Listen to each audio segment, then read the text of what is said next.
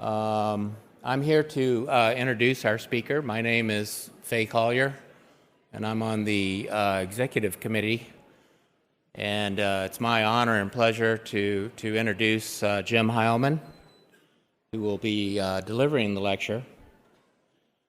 Jim provided me with a nice long resume, but I'm going to ad-lib a little bit because Jim and I go pretty far back, maybe like 20 years. Is that far? Okay. I've known Jim for a long time. He's a leader in our community. He always has been, in fact. Back in the early days, we worked at advanced configurations together. We all know about Jim's leadership in the sustainable aviation fuels area. He had FAA Clean for a while. He was the executive director for his organization over, and chief scientist and technical advisor. Got it. That's why I should be referring to the paper. Yeah, chief scientist and senior technical advisor. And of course now he's with Boeing. So before I mess up anything else, let's get him up here on the stage. His current position is Vice President and Chief Engineer of Sustainability and Future Mobility at Boeing. And he's going to talk about sustainability and future mobility. Let's give Jim a warm applause.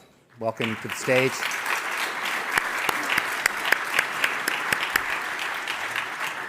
Over to you. Thank you so much, Faye. That was very kind. I want to start by thanking the organizers for inviting me here. It's really quite the honor to be here talking to you all today.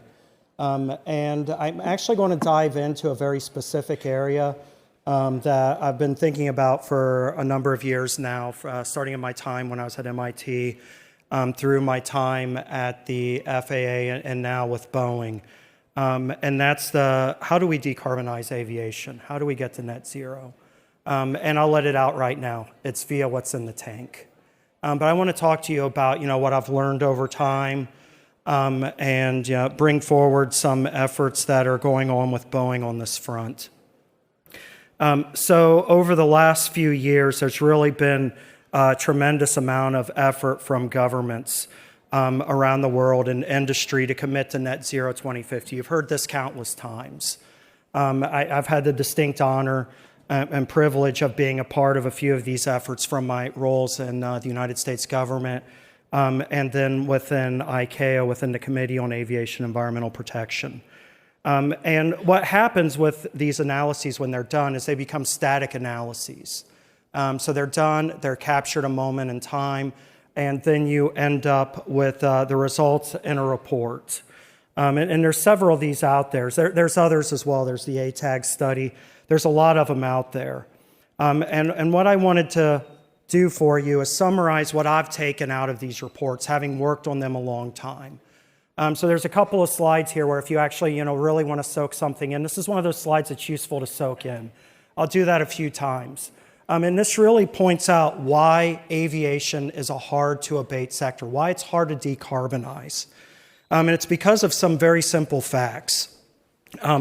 One of which is that aircraft today are incredibly efficient, 60 passenger miles per gallon, and they're getting more efficient all the time. And what that means is we got to work really hard to get more improvements. Another one, the vast majority of our emissions happen on long-distance routes. That means that innovations at the small scale have to be able to scale up. We have an inertia of infrastructure that we must find a way to deal with. And the inertia of the infrastructure can be captured in things like the 737 assembly line, which started production in the 1960s. And there were design decisions made in the 1950s, things like the length of the landing gear, which set where the engine is, that have had massive implications on the Boeing company, as many of you know. Those are decisions 70 years ago. So the decisions being made right now by folks in Toulouse, in Seattle, in San Jose dos Campos, places around the world could be having decisions at the turn of the next century. This is really profound implication, and it means our fleet turnover is slow. one of the things that's an unsung hero of our entire safe operating system is the jet fuel in the tank. I'll talk more about that. People take jet fuel for granted. So what we end up with is a wicked hard problem. The kind of problem that if you are in grad school right now, if you're in your 30s, this is your challenge. I'm working it hard, folks older than me are working it hard, but this is really your challenge because this is going to be with us for a long time and it's not getting easier. So let's go into details.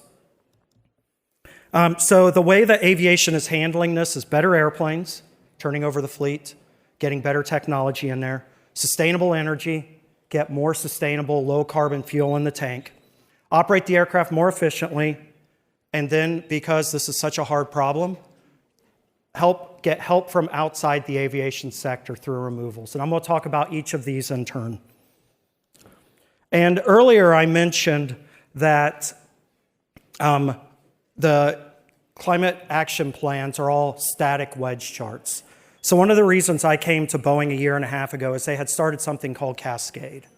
And this is an amazing tool, and kudos to the leadership of Boeing before I got there for actually having the courage to build this thing. What it is it basically gives the user the power to create their own wedge charts. Those charts I've been talking about. So this is the entire history of aviation CO2 emissions, the COVID dip, and then the expected increase in emissions going forward based on Boeing's commercial market outlook, and then what could happen in terms of fleet renewal, future aircraft, operational efficiency, introduction of SAF, and then market-based measures or offsets from out of sector. This is one scenario that we built that's largely based on ATAG's work. It's good work. It's largely based on that.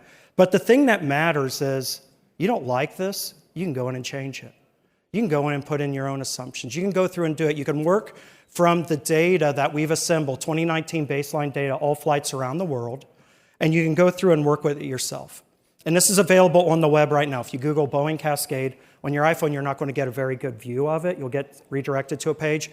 But on an iPad or a laptop, right now you can go look at it. And we're continuously improving this tool. And this is part of what I'm going to use to give my briefing today. So again, as I learned a while ago, if you want somebody to remember your message, you should tell it to them many times. The more times you tell it to them, the more likely it is to actually stick. Aviation is a system of systems problem. I love aeronautics, always will, always have. But the solution to our problem will not be had just from the aircraft alone. We collectively have to be working upstream as well. We have to think about the aircraft, we have to think about propulsion, we have to think about where the energy carrier is coming from, and we have to think about our primary source of energy. Furthermore, CO2 is only part of the problem. We have non-CO2 impacts that must be dealt with. There was a nice briefing this morning in this room from Axel Krein from Clean Sky, where he showed the relative impacts of different sources. But as most everyone knows, you have CO2, and then the other big one is aviation-induced cloudiness, and there's some uncertainty around the climate impacts of NOx. But in order to deal with the CO2, what comes out of the tailpipe, frankly, is irrelevant. And I can give you a great example why. I could go and fuel something from hydrogen today. I could do that. And I would be making the climate worse. And that's because all of the hydrogen being generated today is fossil in origin, some of which is from coal. And if you want a horrible way to make hydrogen, start with coal because it has a very high carbon to hydrogen ratio. But that's the reality today. So we need to be thinking beyond the tailpipe. All right, so I'm going to give the traditional view of aviation, which is centered around efficiency. And I don't mean to disparage this. It's actually gotten us to a tremendously great place, but it won't get us the rest of the way on its own. So again, going back into Cascade. So in addition to providing CO2 emissions over time, we've actually expanded out the tool such that it also provides fuel efficiency. It'll also provide energy. So it goes through, and this is the historical data for aircraft fuel efficiency over time, fleet-wide. And what you'll notice is in the 1960s, we started at a fairly high fuel inefficiency, if you will. And over time, this has increased dramatically, or I should say improved dramatically. And there's a very simple reason for that. Airlines are in the business to make money, and fuel is one of their top expenses. So they have every incentive to work with manufacturers to make equipment that is as ridiculously fuel efficient as possible. And that's what you see over time. And that trend will continue going forward. And the way that it's continuing going forward is these are some various examples. I would say that, the efforts at Boeing, I should have modified this. They go back to the B-47, which was designed toward the end of World War II, and every aircraft subsequently is a descendant of that. And then we had the Dash 80, which I like to go visit at the Air and Space Museum in D.C., where I'm based, Washington, D.C. But innovation has obviously gone far since then to give us that factor of 4 improvement in fuel efficiency. And where we're at right now is, working in public-private partnerships through things like the Eco Demonstrator, where we're demonstrating technologies. For example, the split winglet on the 737 MAX, which gives 1% to 2% fuel efficiency, or going through and working with air navigation service providers around the world to understand how we could implement TBO, get a 10% fuel efficiency improvement there, incorporating the 777X, which will give another 12% improvement through the wings and the engines. But me being a technology guy, what I'm really excited about is that aircraft on the other end there. That is a spectacular example of a public-private partnership of the U.S. government working with industry to de-risk technology, because that's what we have to do, because things like that or other aircraft concepts are expensive and tough to do. And so it works better if we do it together. And so where this has gotten us is in 2005, we were at roughly 37 passenger miles per gallon. I'm in the US, I think miles per gallon. I know where I am right now. That's 6.5 liters per 100 passenger kilometers. Today, the fuel efficiency is actually comparable to a Toyota Prius, with just the driver in or no passenger. If there was a passenger, then it would be 120. And where we're heading, thanks to the technology developments I've talked about, is getting to 100 passenger miles per gallon, which will be very impressive. But even getting there is not enough. It's essential, but it's not enough. That's my message, is fuel efficiency must be done, but that alone won't get us to zero. We've got to work the tank. You got to think upstream. You got to think life cycle. We've got to move beyond just thinking about the aircraft. We have to start thinking about the fuel in the tank as well, and then thinking about where the fuel came from. All right, so jet fuel. My former boss, Kevin Welsh at the FAA, referred to this chart during those days as my ode to jet fuel.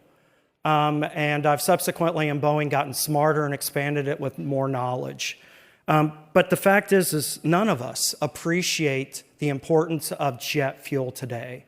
And the fact that we have this substance that magically appeared, and it's not magic, it's thanks to biology and chemistry and a couple 100 million years of baking in the ground, created this liquid that you can pump out of the ground and you boil it, and then you have jet fuel.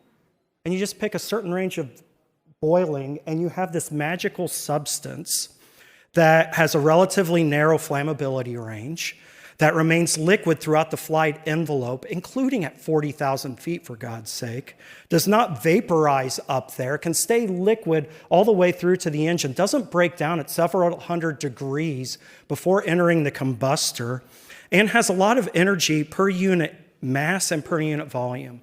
And honestly, if it weren't for climate change, I would not be up here right now saying anything otherwise, and we just keep using this stuff. But the fact is we keep using it, levels of CO2 in the atmosphere are going up, and that can't keep going forever. This is why aviation is hard to decarbonize. This right here, it's jet fuel, because it works so ridiculously well.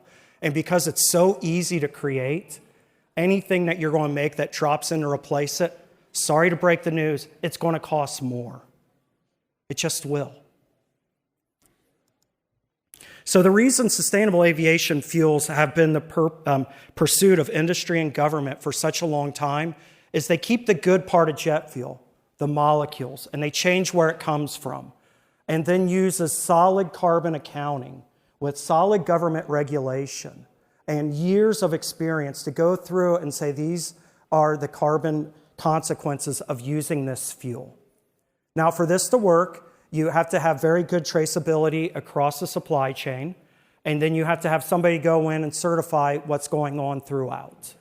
And so this is harder than it is just to pump oil out of the ground. But it can be done, and it is being done.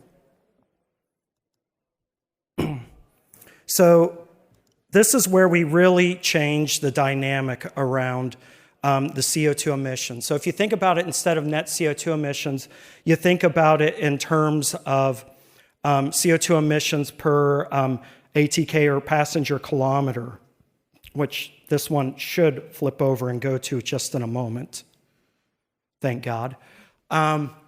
Just for everyone's benefit, the team and I had a lot of discussion about doing a live demo of Cascade up here, and we very quickly realized that would be insanity. So we filmed the videos instead. But this is literally things you could do with Cascade right now as we speak. But the key in getting the emissions down is to work emissions intensity and to bring energy into the equation. So thinking about from efficiency and energy and technology working together. So when I think of the aircraft, and we often at Boeing will show, 5 pillars, and there's an energy pillar and a technology pillar. And that always causes me problems because they're intercoupled, they're intertwined, and we have to think of them as intertwined.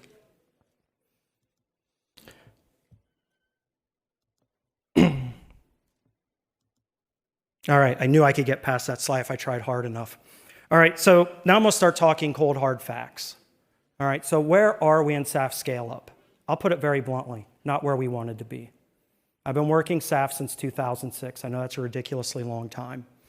And the yellow bars there are, as I said, based on the ATAG waypoint 2050. The dark brown bars is work that's on our Cascade website that's care of Bloomberg New Energy Finance. The numbers in 22, 23, and 24 are IATA's data. Excellent source of data. And as you can see, there is tremendous growth happening right now. Factor of 2 growth from 22 to 23, factor of 3 growth from 23 to 24, but we're starting from small numbers, and we need to grow quickly. And the truth is it's not growing quickly enough, and I want to talk about the why. I want to talk about what's going on here. So it's important to remember aviation, as much as we love it, as much as we love airplanes, is only small part of the overall energy transition. Everybody else wants the same basic molecules that we're going after. Everybody else. And it helps to think about it from the standpoint of energy as a whole. And I know this is US data, and if anybody has a worldwide energy Sankey diagram, I would thank you for sending it to me. I've been searching. IEA hasn't updated theirs in 2 years. If anybody knows the person at EIA who should have done this, please get on them. But the truth is you can just think through this and look it through from the US perspective, and what's happening there is largely true elsewhere. So one of the key things I find interesting in this chart is this itty-bitty little line here. That's the amount of electricity going to cars in the United States in 2022. That's minuscule. That has to grow dramatically. If that grows dramatically, then the amount of biomass going to transportation could then go to aviation instead. However, it has not. And just to understand the magnitude of the problem that we're facing, within the United States, 30% of the US corn crop goes to produce ethanol. And we can have all kinds of discussions about the sustainability of ethanol. That's not my point here. 30% of the corn crop goes to ethanol. That results in roughly 17 billion gallons per year. That's energetically equivalent to 9 billion gallons of jet fuel. That's 33% of the uplift of jet fuel in 2019 in the United States. 30% of the US corn crop, 1/3 of jet fuel.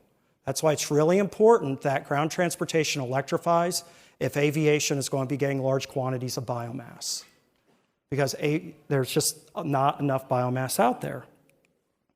And that won't advance the slide, but this one will. So this is data that colleagues, folks at the Department of Energy I've only been with Boeing for a year and a half, so sometimes I get my first person plural messed up. I work for Boeing, not the United States government. About 2 years ago, when we were putting together a U.S. Climate Action Plan, folks at the Department of Energy, FAA, NASA, we all work collectively to think through, what's possible with the SAF Grand Challenge. And this chart is a result of that. There's a billion-ton study done by the United States Department of Energy every year. And this takes the previous version. It doesn't reflect the very latest version, but this is in a publication that you can all go find, which has tremendous data behind the Climate Action Plan of the United States government. And what it shows is the gray is 2019 fuel use by type of molecule. 2019 is use by mode. 2050 as the Department of Energy's annual energy outlook. So this is, all U.S. It's rather conservative, in my humble opinion, about the rate of electrification of ground transportation. But the thing that's important is the zoom in on the orange, which is off-road, rail, aviation, and marine. And then to look at the biomass potential of the United States relative to that. And so within the United States, there is the potential for that biomass to get to 35 billion gallons per year to meet the needs of the SAF Grand Challenge. However, there's not enough biomass to also feed every car and truck.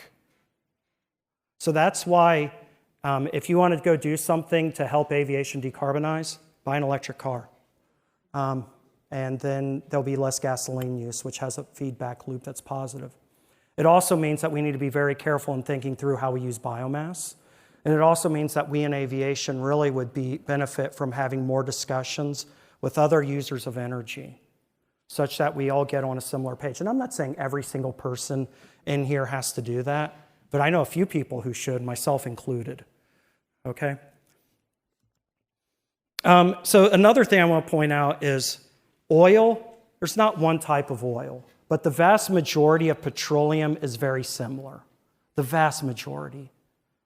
SAF or biofuels, there are so many different flavors. So when somebody says SAF, it's really a question of what kind of SAF. And not only that, what's the composition of the molecules that are being created? So I'm going to take a little bit of a deep dive here. And I know I'm at an aeronautics conference, but frankly, I feel very strong kinship to chemical engineers as well, ag, infrastructure. You'll see that throughout here.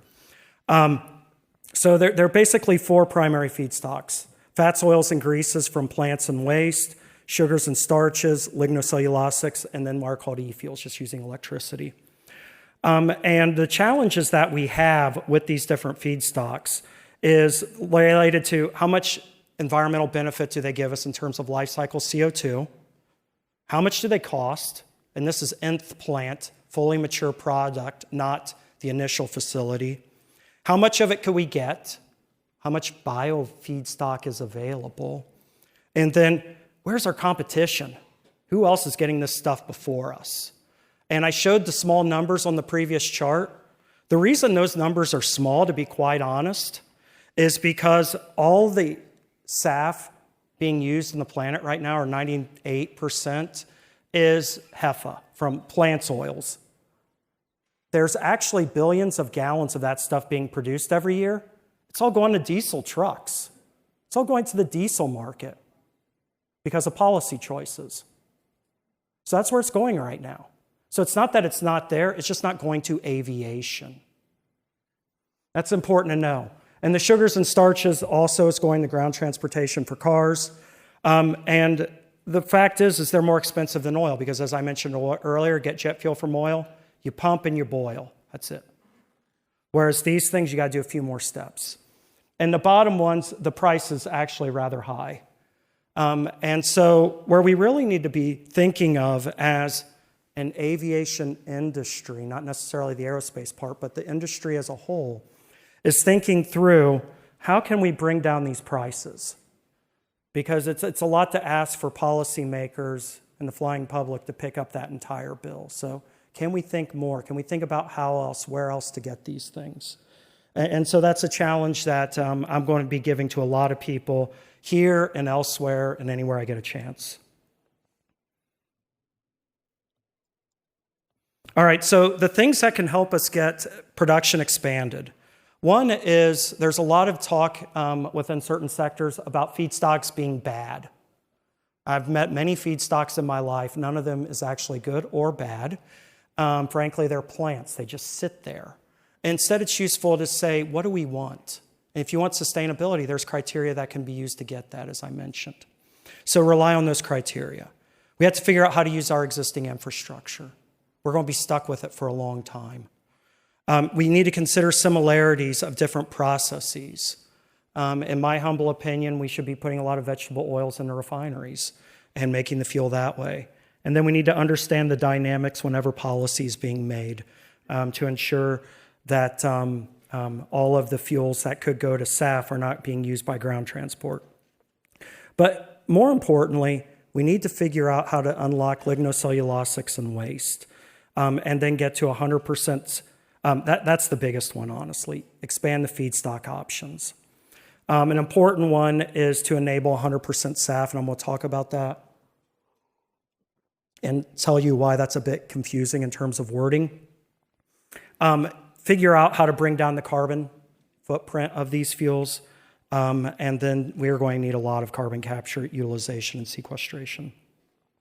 So within Boeing, there's been a long history of efforts on SAF, so an aerospace company being at the forefront of working on fuels.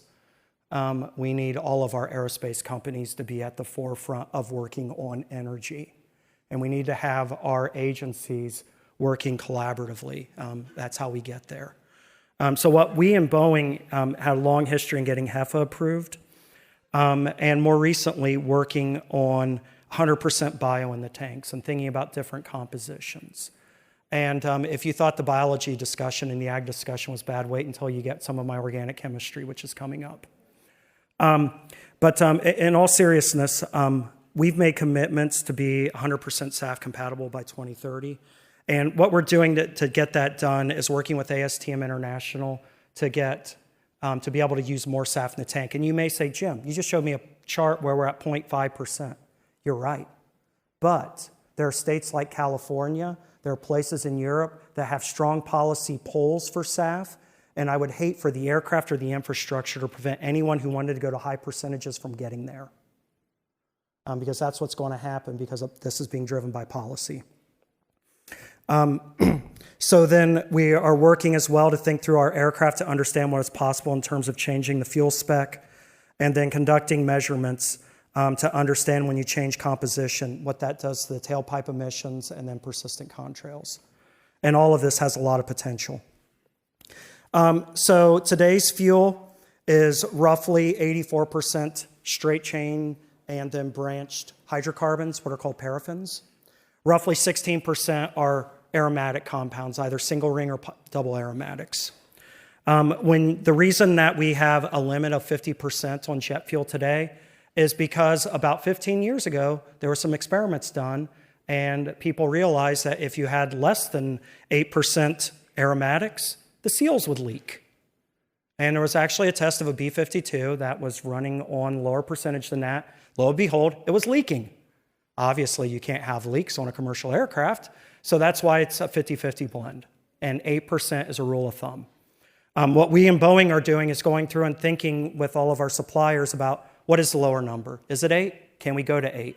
What kind of aromatics could we go to? What actually is the limit? What can we do?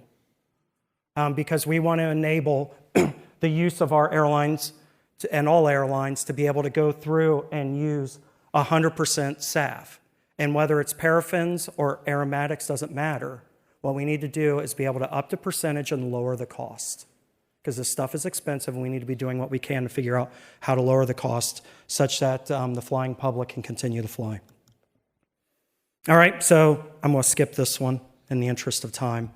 So let's talk about things that aren't drop-in jet range hydrocarbons. Let's talk a little bit about that. Some will talk about hydrogen and electricity. And as you noticed already, and I apologize if you're expecting to see a lot of pictures of pretty airplanes, that's not this talk. You probably already realized that. And I will blame this briefing on Dimitri Mavris, who a year ago asked me to come here and said, Jim, I want you to actually talk about real world problems. I want you to come in here and talk to people about what you're seeing and not give, the PR talk. So Dimitri, this is what you asked for. I hope it's delivering. So in terms of aviation as a system of systems problem, okay, so we could talk all day about the aircraft, and you're going to hear all day about the aircraft because that's where we're at right now. I'm not going to talk about the aircraft with respect to hydrogen and electricity. We'll talk about the system. And I'm going to start by just noting something that hopefully you all know, but if you don't, there's some fun facts for you. And I absolutely love that chart in the upper right Alan Epstein put together a few years ago because it really shows what an aircraft is. So if you wanted to provide comparable energy or comparable power to the A380 or a 777, and you want to provide that using something other than jet fuel, you basically need to have a small modular reactor, maybe a coal power plant, or, maybe a natural gas-fired electricity generation, because that's what that is. Our electricity generation from natural gas is the same gas turbines that are there. So when people think about aviation, they should really be thinking about massive energy and power, because that's what we have here. And when we start thinking about what's in the tank, we have to think about what's the energy in the tank. And if you're going away from jet fuel, there's design considerations that must be made. But I told you, I'm not going to get into aircraft design here. You're going to be hearing a lot about that from others. The other thing I would say, and I'm not going to dive into this one either, but we need, when it comes to different energy carriers, we need to stop thinking about the aircraft. I'm going to say this again and again and again. Think about the system. Think about how much energy is required to create the energy carrier, whether it's electricity, whether it's ammonia, whether it's methanol, whether it's ethanol, whether it's methane, butane, hydrogen, whatever it is. Think about that alongside the actual use of the energy carrier, because we're using finite resources, and bring them together. That's my ask. It's one of my many asks here. But I want to talk about our existing system and the infrastructure. So bringing it back to Cascade. So within Cascade, we have all the flights for a year, 2019 programmed in. And we've been slicing and dicing this data a lot of different ways. And within Cascade, you can actually insert electric aircraft. You can insert hydrogen aircraft. You can play with the carbon intensities of these different fuels. You can tie it to the actual electricity of the grid. You can do a lot of these things. And we thought about showing that here, but I was like, no, guys, I want to talk about something else. I want to talk about infrastructure. And so I'm going to start by just talking about the infrastructure of the aircraft we have in the fleet today. So the aircraft that we have in the fleet today are shown here. This is the whole fleet. So roughly half of the available ton kilometers flown by aviation, actually it's not available, it's the actual flown. The revenue ton kilometers flown by aviation come from wide body aircraft. And this includes the belly freight, which surprisingly enough, if you don't include the belly freight, single aisle becomes the largest, because single aisles just move a lot of people as well. But with belly freight, half is with the wide body fleet. And then the single aisle is roughly 43%. Freighters are 3%. This is dedicated freighters. And then regional aircraft, 2%. And so it's important to think about this. And it's also important to think about where the fuel is used. So this is a chart that was created by my predecessor, Brian Yuko. And when I saw it when I was at FAA, I immediately created my own version of it. But of course, Boeing's written on here, so this is the Boeing version of it, but it's the same data. It's honestly the same data. And what I'm about to say should not disparage anyone from doing anything to decarbonize aviation, regardless of what it is. We need everything. But the truth is that half of our flights are less than 1,000 kilometers, and they use up 15% of our fuel. Half of our flights are over 2,800 kilometers. Half of the fuel is used by flights over 28 kilometers. So half of our fuel is used by 10% of our flights. So you could use this and say, well, we shouldn't worry about small airplanes. No, that's not the case, no. But what it says, you can work small airplanes every day until you're blue in the face, and you're not solving the climate problem. Got to work big airplanes. And so what I'm going to talk about, is battery electric, hybrid battery electric, hydrogen fuel cell, hydrogen combustion. That's part of the space of what we're thinking about. Within Boeing, we're thinking very broadly about all manner of different things, thinking through the space of technology and energy. But this is a useful one to talk about here. So batteries, aircraft are frankly limited by the energy in the cells, and I'll talk about that. You can put jet fuel in the tank, have a gas turbine on board, and you could actually extend the range. Very interesting concept, hybrid battery electric. Hydrogen in terms of fuel cells, depending on the technology evolution, definitely could do regional. Maybe if there's enough technological advancement, maybe you could get into to something short haul, maybe. It all depends on the technology advancement. Hydrogen combustion from the aircraft side, you could fly any range you wanted. There's a lot of safety issues that have to be overcome, a lot of issues that have to be overcome. Hydrogen has a rather wide flammability range, fuel's 20 degrees Kelvin.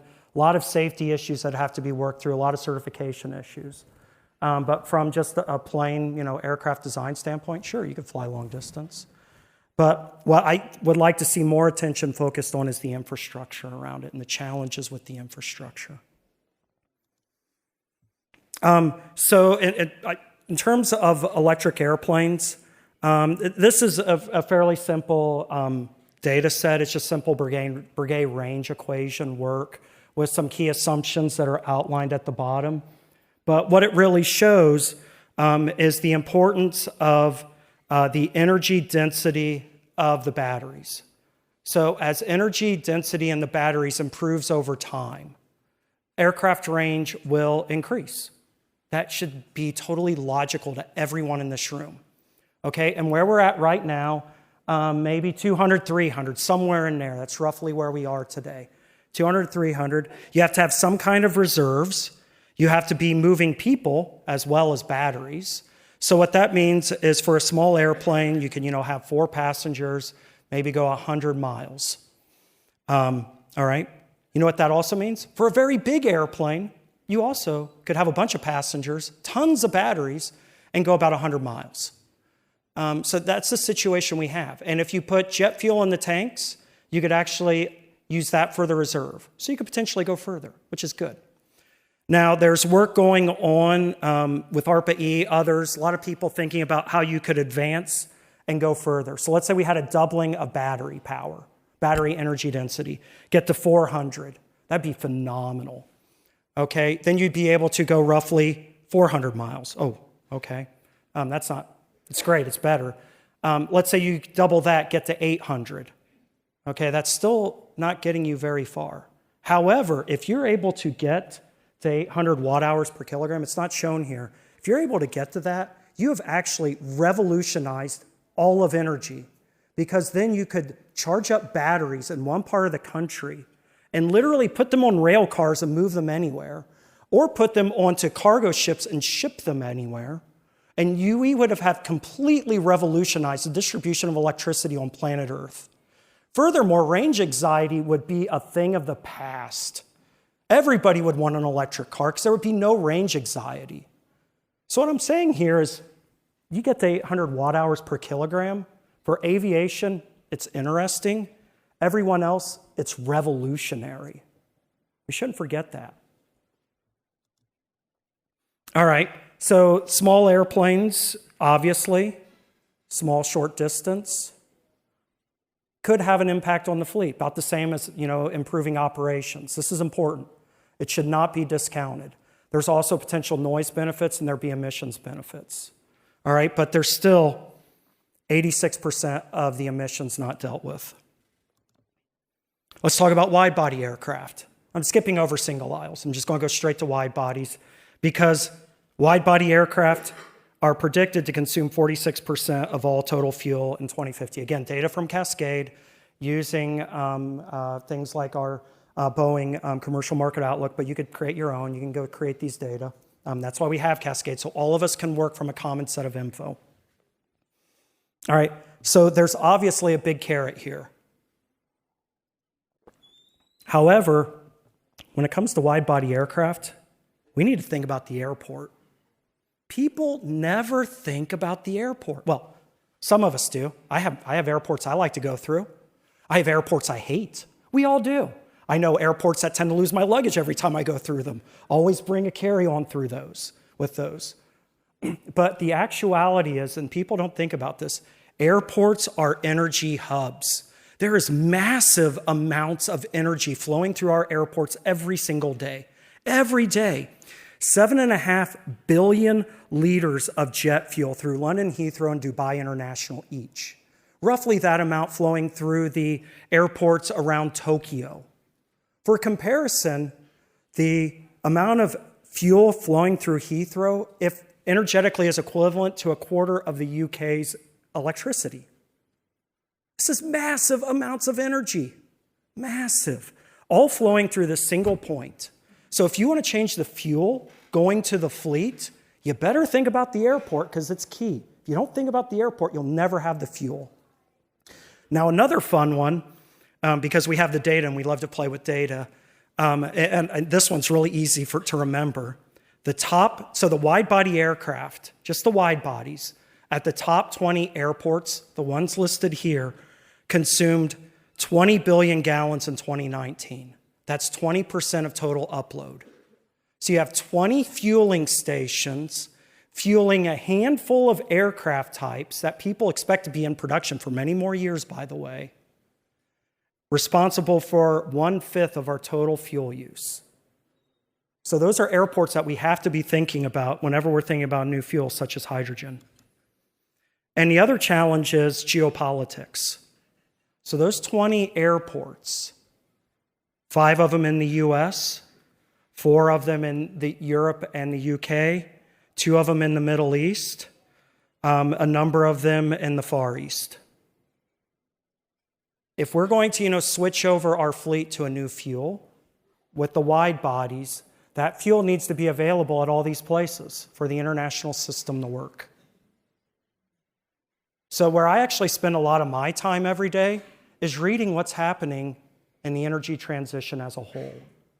Because we need to be thinking about what's happening in other sectors. Is there a potential for there actually to be a large hydrogen economy in Australia? We need to know that if we're going to be going to hydrogen in a large-scale way with aviation.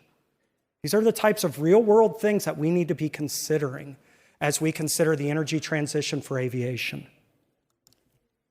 Further, when it comes to hydrogen, aircraft have to use liquefied hydrogen. We all talk about that. Majority of you would know that liquid hydrogen needs to be at 20 Kelvin. I'm not sure if any of you have ever thought about actually pumping a liquid at 20 Kelvin. It's not easy. Pumps don't like to do that. Furthermore, the liquid does not want to stay at 20 Kelvin. Nothing wants to stay at 20 Kelvin if there's an opportunity to be warmer. So what you're going to have to do with the hydrogen is you're going to have to transport it in gaseous form. It's just the way it is. So you have to transport it in gaseous form. And so you could assume, those airports that I listed around the world all have a plentiful supply of gaseous hydrogen. All right, and let's say there's a massive gaseous hydrogen pipe going into each of those airports. Well, now you have the problem of the airport needs it at 20 Kelvin. Well, I can guarantee you something that's at room temperature doesn't want to be at 20 Kelvin. So you have to put a ton of work into this. So your option space is you could either truck it in, and then you end up with a large number of trucks every day going into these large airports. And maybe a few countries will, put tunnels underneath their airports, but I'm not sure all would. I'm not sure all can. Further, you could then, so that doesn't work. Maybe those would then, use dedicated high voltage DC power lines. Well, that's possible. Of course it's possible. But the amount of electricity is very large. And the way to think about this is the wide bodies at London Heathrow, just the wide bodies at London Heathrow, would require 3 nuclear reactors worth of electricity to liquefy all of the hydrogen. So I'm not saying that you couldn't do this. You could actually send in the hydrogen gaseous and then have a fuel cell farm. Then you just need 840 megawatts of fuel cells there, or enough to power 210 regional aircraft. It's all within the realm of the possible, but it's ridiculously hard. And the aircraft design is ridiculously hard, and I'm not sure that this isn't harder. I don't know. So these are the things that we need to be thinking about collectively. All right, so we in Boeing actually do work on hydrogen. Running a bit short on time, so I'll make this one quick. I will just note, we did a lot of work on fuel cells. We've actually worked with combustion within the Phantom Eye.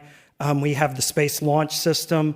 I'm personally in charge of work being done by Boeing Research and Technology in Nagoya, Japan, with funding from the Japanese government to look at hydrogen fuel cells. So we're going through and we're looking at this, we're thinking about it. Because we too want to understand, is there a there? And thinking through this space. And I'm being very transparent with the challenges that we see from the infrastructure side. And they're big. All right, so within Cascade, I talked a lot about energy. I spent a lot of my time thinking energy. It's my thing, I think, now. Used to be aeroacoustics. Maybe someday it will be again, who knows. But the last and not least is offsets and removals. Most people think of that as direct air capture. One of the things I'm proud of from Boeing is that we made an investment in a company called Aquatic, because there's other options of getting CO2 out of the air. You can also pull it out of the sea. And from the overall system, it's the same. And when we think about carbon this way, we're thinking about permanent removals. And that's important because there's opportunities in permanent removals. We think it needs to be part of the overall package of solutions because this is a wicked hard problem. Very, very hard. All right, so total climate impact, I mentioned this before. I have to give it some coverage or Ellen Ebner, who works with me, would kill me because she's leading this effort for us. So I've got 2 slides on non-CO2, specifically contrails. So the scientific community is in agreement that these have an impact and they should be dealt with. Industry is also in agreement, and I'll show you why in a moment. But the way that we're approaching this is following the science, following the research, understanding what's possible, and then trying to be at the forefront of technology development to make it happen. So we know we need to be thinking about the number of ICE nuclei in the aircraft exhaust. Fuel composition can help with that. We need to understand where ice supersaturated regions are in the air. This is in the upper atmosphere. There are regions that are supersaturated with ice crystals. If you fly through those, you will generate a persistent contrail, and those are the ones that matter. A contrail that forms and dissipates actually has very little impact on anything. One that persists could end up warming the climate. And we need to improve our science so we know when we would want to change altitude to avoid these regions. And so we're working with a number of partners to advance this. And I noted that there's industry consensus on this. Another thing I'm really proud to have been a very small part of was a letter that came out from the chief technology officers of all of the major OEMs, Airbus, Boeing, Dassault, GE, Rolls, RTX, Safran. I shouldn't say all of them, but a fair number of the CTOs of the aerospace OEMs came out with a letter that was released at the Farnborough Air Show that says, we need to do better. We need better data. We need better information. I know when I was in the United States government, I would have killed for a letter like this to take up to Congress to ask for more money. And so I hope people will use this wherever you are to get more funding for this subject, because it's really important and we need to know more. So with that, I have a couple of concluding slides. As you've caught on by now, system of systems. I've mentioned several times SAF and carbon removals. These are essential. They are the quickest way to get where we need to go. Unfortunately, they're expensive, so maybe it's not this audience, but people need to be thinking about how do we bring down those costs, because that works in today's fleet now. We need to be thinking about the energy efficiency of the aircraft and the efficiency of producing whatever it is going into the airplane, especially if you're starting from electricity, because there are many options. We need to be thinking about the infrastructure. Aviation is global. We should be thinking about global solutions. And we need to be doing more collaboratively in terms of research, and you can see the OEM commitments in terms of non-CO2. So frankly, my message is we need to think beyond aerospace. And I know we must have people thinking aerospace, But some of us need to be thinking outside, and we need to be going and making friends in other sectors. It's incumbent on this. And if you're young in this field, I would recommend you be curious. Be curious what's going on in other fields. If you're a graduate student doing aircraft design, go find the chemical engineers. Learn about what they're doing. Better understand what they're doing, because that's going to be the solution space of the future. Cascade is under development. It's out there now. You can use it now. We're going to have a major release in next month associated with our Sustainable Aerospace Together Forum. Incredibly excited about it. You're going to be able to go through and look at individual fuel pathways. You're going to be able to put in your own airplanes. You have a digital hangar? Great. Pull aircraft off of them, put them into the Cascade framework. We're also setting up an event, to bring thought leaders together to use Cascade as a measuring stick. We're going to be putting a lot of effort in this space, so keep an eye on it. Just Google Boeing Cascade. We'll get you right there. I should have known this was my next chart. So instead of showing the obligatory Boeing last chart, I'll leave on this one because, frankly, I've said Boeing enough times and it's there. Thank you very much.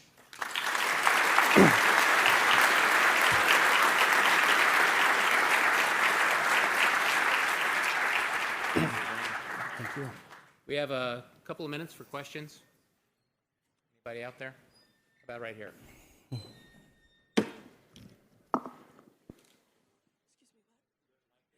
Yeah, the gentleman. Thank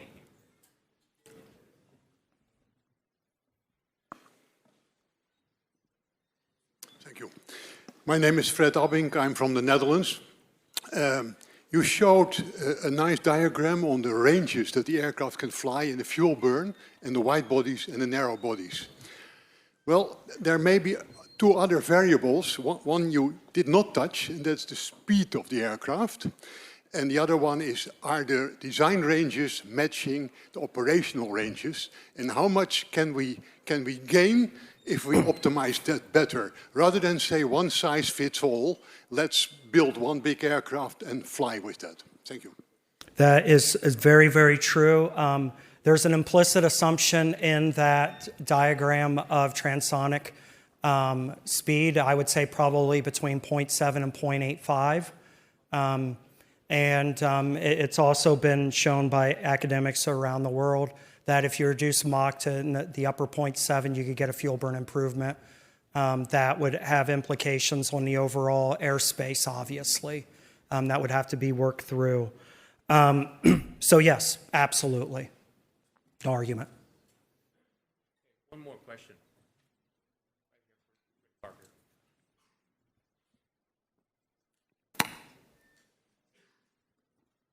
Hi, Rick Parker, Singapore Aerospace Program.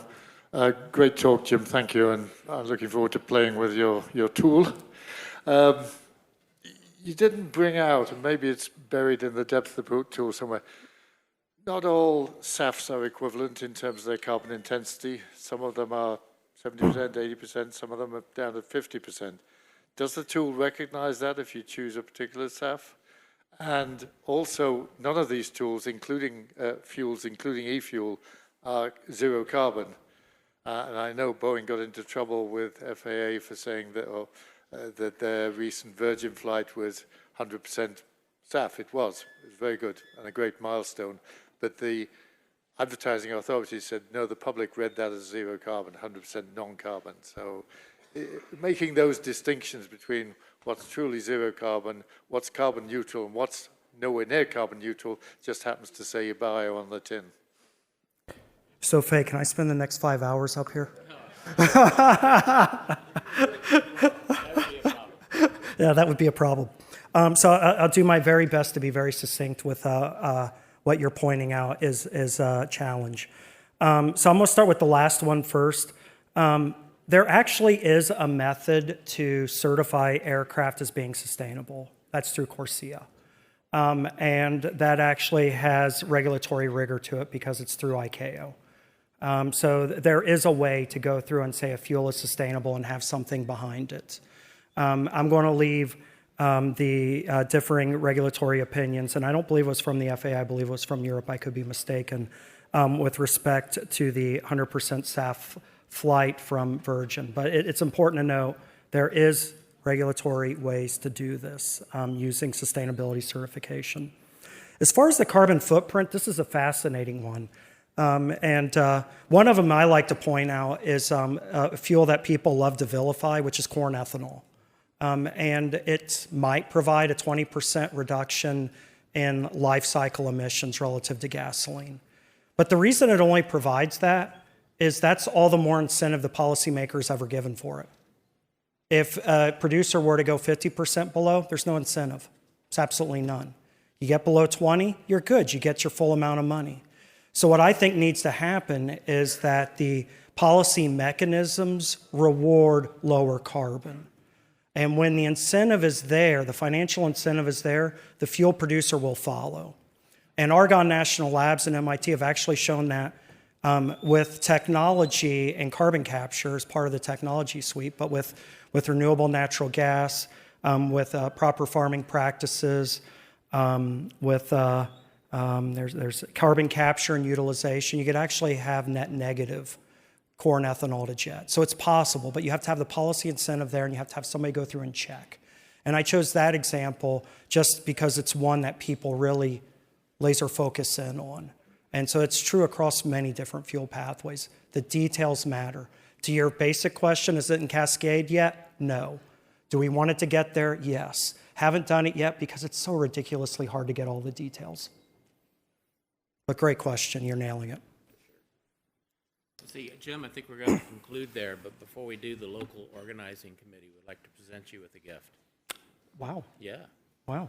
So we have the representative here for that? Oh, yeah, right here.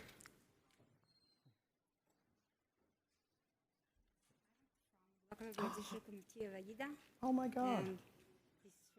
Thank you so much. Thank you. Thank you. Thank you. Okay, we're going to make a quick transition to our next session, so stand by.